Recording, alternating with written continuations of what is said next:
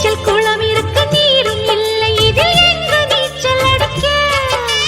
அத்தர் கொண்டு அதை நிரப்ப வேண்டும் இந்த அல்லி ராணி குளிக்க.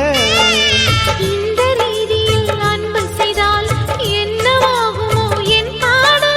காற்று வந்து உன் குழல் கலைத்தால் கைது செய்வதென ஏற்பாடு.